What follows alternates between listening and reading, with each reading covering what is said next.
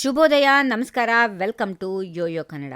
ನಾನು ರಾಜಕೀಯ ಹಿನ್ನೆಲೆಯ ಕುಟುಂಬದಿಂದ ಬಂದವನಲ್ಲ, ಆದರೂ ಈ ಮಟ್ಟಕ್ಕೆ ಬೆಳೆದಿದ್ದೇನೆ. ನನ್ನ ಬಗ್ಗೆ ಪಕ್ಷದವರು ಮುಂದಿನ ತೀರ್ಮಾನ ಮಾಡುತ್ತಾರೆ ಅನ್ನುವ ನಂಬಿಕೆ ನನಗಿದೆ ಎಂದು ಉಪಮುಖ್ಯಮಂತ್ರಿ ಡಿಕೆ ಶಿವಕುಮಾರ್ ಅವರು ಅರಮನೆ ಮೈದಾನದಲ್ಲಿ ನಡೆದ ಉದ್ಯಮಿ ಒಕ್ಕಲಿಗ ಎಕ್ಸ್ಪೋದಲ್ಲಿ ಹೇಳಿರುವ ಮಾತುಗಳು. ತಮ್ಮನ್ನು ಬಂಡೆಗೆ ಹೋಲಿಸಿಕೊಂಡ ಡಿಕೆಶಿ ಜೀವನದಲ್ಲಿ ಯಶಸ್ಸು ಸಾಧಿಸೋಕೆ ಪಂಚಪಾಂಡವರ ಗುಣಗಳು ಮತ್ತು ಕೃಷ್ಣನ ತಂತ್ರ ಇರಬೇಕು ಅಂತ ಹೇಳಿದ್ರು. ಇದೇ ವೇಳೆ ತಮ್ಮ ವಿರುದ್ಧ ಕೇಳಿಬಂದ ಬೆನ್ನಿಗೆ ಚೂರಿ ಹಾಕಿದ ಆರೋಪಕ್ಕೆ ಕುಮಾರಸ್ವಾಮಿ ಅವರಿಗೂ ಖಡಕ್ ತಿರುಗೇಟು ನೀಡಿದ್ದಾರೆ.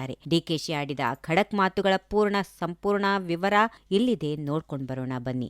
ಬೆಂಗಳೂರಿನ ಅರಮನೆ ಮೈದಾನದಲ್ಲಿ ನಡೆದ ಒಕ್ಕಲಿಗ ಉದ್ಯಮಿಗಳ ಸಮಾವೇಶದಲ್ಲಿ ಡಿಕೆ ಶಿವಕುಮಾರ್ ಅಕ್ಷರಶಃ ಅಬ್ಬರಿಸಿದ್ದಾರೆ. ಬದುಕಿನಲ್ಲಿ ಯಶಸ್ಸು ಸಿಗಬೇಕಾದ್ರೆ ಧರ್ಮರಾಯನ ಧರ್ಮತ್ವ, ಕರ್ಣನ ದಾನತ್ವ, ಅರ್ಜುನನ ಗುರಿ ಮತ್ತು ಕೃಷ್ಣನ ತಂತ್ರ ಇರಬೇಕು ಅಂತ ಯಡಿಯೂರಪ್ಪ ಅವರಿಗೆ ಹೇಳಿದ್ದ ಮಾತನ್ನ ನೆನಪಿಸಿಕೊಂಡಿದ್ದಾರೆ. ಚಿನ್ನವನ್ನ ಕರಗಿಸಿದಾಗಲೇ ಆಭರಣವಾಗೋದು, ಹಾಗೆಯೇ ನಾನು ಕೂಡ ರಾಜಕೀಯವಾಗಿ ಸಾಕಷ್ಟು ಏಟು ತಿಂದು ಈ ಮಟ್ಟಕ್ಕೆ ಬೆಳೆದಿದ್ದೇನೆ. ಯಾರು ನಿಮ್ಮನ್ನ ಸಣ್ಣವರು ಅಂತ ಭಾವಿಸಬೇಡಿ. ಕಾಲ ಬಂದಾಗ ಯಾರು ಬೇಕಾದ್ರೂ ಏನ್ ಬೇಕಾದ್ರೂ ಆಗ್ಬಹುದು ಎಂಬ ತಮ್ಮ ಸಿಎಂ ಕನಸನ್ನ ಪರೋಕ್ಷವಾಗಿ ಬಿಚ್ಚಿಟ್ಟಿದ್ದಾರೆ. ತಮ್ಮನ್ನ ಜೈಲಿಗೆ ಹಾಕಿದ್ದ ಸಂದರ್ಭದಲ್ಲಿ ಜನರ ಪ್ರಾರ್ಥನೆಯೇ ಕೈ ಹಿಡಿದಿದೆ ಅನ್ನೋದನ್ನ ಡಿಕೆಶಿ ಭಾವುಕರಾಗಿ ನೆನಪಿಸಿಕೊಂಡಿದ್ದಾರೆ. ಪ್ರಯತ್ನ ವಿಫಲವಾದರೂ ಪ್ರಾರ್ಥನೆ ಯಾವತ್ತೂ ವಿಫಲವಾಗಲ್ಲ. ನೀವು ಕಷ್ಟಪಟ್ಟು ಕೆಲಸ ಮಾಡಿ, ನಿಮ್ಮ ಶ್ರಮಕ್ಕೆ ಖಂಡಿತ ಪ್ರತಿಫಲ ಸಿಗುತ್ತೆ. ಟೀಕೆ ಮಾಡುವವರು ಸತ್ತು ಹೋಗ್ತಾರೆ, ಆದ್ರೆ ನೀವು ಮಾಡೋ ಕೆಲಸ ಮಾತ್ರ ಶಾಶ್ವತವಾಗಿ ಉಳಿಯುತ್ತೆ ಅಂತ ಉದ್ಯಮಿಗಳಿಗೆ ಧೈರ್ಯ ತುಂಬಿದ್ದಾರೆ. ಜನ ಸಮುದಾಯತೀತವಾಗಿ ತಮಗೆ ಒಳ್ಳೆಯದನ್ನ ಬಯಸುತ್ತಿದ್ದಾರೆ ಅನ್ನೋ ಆತ್ಮವಿಶ್ವಾಸ ಈಗ ಡಿಕೆಶಿಗೆ ಅವರ ಮಾತಿನಲ್ಲಿ ಎದ್ದು ಕಾಣ್ತಾ ಇದೆ. ಇದೇ ವೇಳೆ ತಮ್ಮ ಸಮುದಾಯದ ನಾಯಕರ ವಿರುದ್ಧವೇ ಡಿಕೆಶಿ ಅಸಮಾಧಾನ ಹೊರಹಾಕಿದ್ದಾರೆ.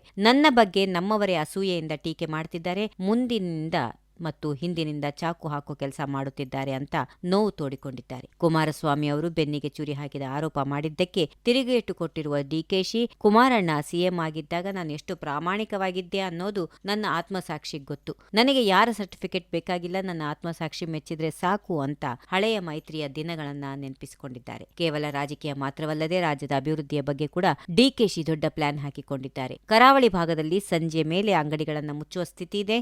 ಅಲ್ಲಿ ಪ್ರವಾಸೋದ್ಯಮ ಬೆಳೆಸೋಕೆ ಮಂಗಳೂರಿನಲ್ಲಿ ಹೊಸ ಹೆಜ್ಜೆಯನ್ನ ಇಟ್ಟಿದ್ದೇವೆ ಅಂತ ಮಾಹಿತಿ ನೀಡಿದ್ದಾರೆ. 300 ಕಿಲೋಮೀಟರ್ ಉದ್ದದ ಸಮುದ್ರದ ತೀರವನ್ನು ಪ್ರಪಂಚಕ್ಕೆ ಪರಿಚಯಿಸಿ ಆ ಭಾಗದಲ್ಲಿ ಪಂಚತಾರಾ ಹೋಟೆಲ್ಗಳನ್ನು ತರುವ ಮೂಲಕ ಹೊಸ ಕ್ರಾಂತಿ ಮಾಡುತ್ತೇವೆ ಎನ್ನುವ ಭರವಸೆ ನೀಡಿದ್ದಾರೆ. ಒಟ್ಟಿನಲ್ಲಿ ಡಿಕೆಶಿ ಅವರ ಈ ಮಾತುಗಳು ಕೇವಲ ಭಾಷಣ ಮಾತ್ರವಲ್ಲ, ವಿರೋಧಿಗಳಿಗೆ ನೀಡಿದ ಎಚ್ಚರಿಕೆಯ ಸಂದೇಶದಂತೆ ಇದೆ. If you like this video, ಬೇಗ ಲೈಕ್ ಮಾಡಿ, ಕಾಮೆಂಟ್ ಮಾಡಿ, ಶೇರ್ ಮಾಡಿ ಹಾಗೂ ಯೋಯೋ ಟಿವಿ ಕನ್ನಡವನ್ನು ಸಬ್ಸ್ಕ್ರೈಬ್ ಮಾಡಿ.